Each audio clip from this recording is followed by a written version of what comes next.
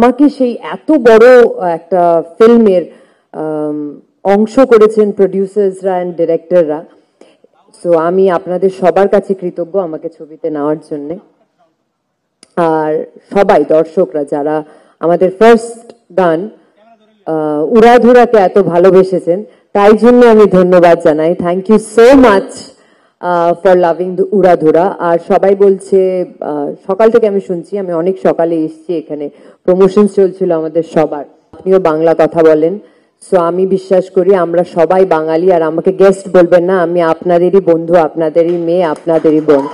পাশে থাকবেন, হৃদয়ে জায়গা দেবেন, যাতে আগামী দিন আরো ভালো ছবির উপহার আপনাদের সবাইকে দিতে পারি।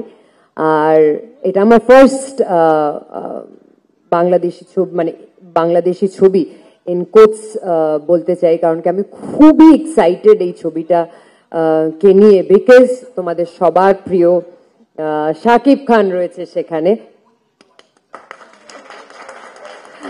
আর শাকিব, আমি না জিজ্ঞেস করেই বলে দিচ্ছি, he was wonderful to work with, and not only he, আমি ফার্স্ট টাইম এই পুরো ইউনিটটার সাথে কাজ করছি। চঞ্চল দাকে নতুন ইন্ট্রোডাকশন দেওয়ার আমার কোনো দরকার নেই, কিন্তু নাবিলার সাথে আমার প্রথম কাজ। একটা বার মনে হয়নি যে আমি বাইরে কোথাও কাজ করছি, আমি অন্য একটা ছবি করছি। So thank you so much for making me feel at home, thank you so much.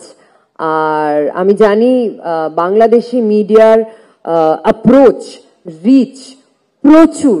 So আমি আপনাদের এটাই বলবো যে আমাদের ছবির এত ভালো করে করুন যাতে এটা super duper duper duper blockbuster hit হয়ে যায়, আর ঘরে ঘরে যেন আমাদের ছবির প্রচার হয়, আর সবাই যেন হলে গিয়ে আমাদের ছবি দেখে। Thank you so much.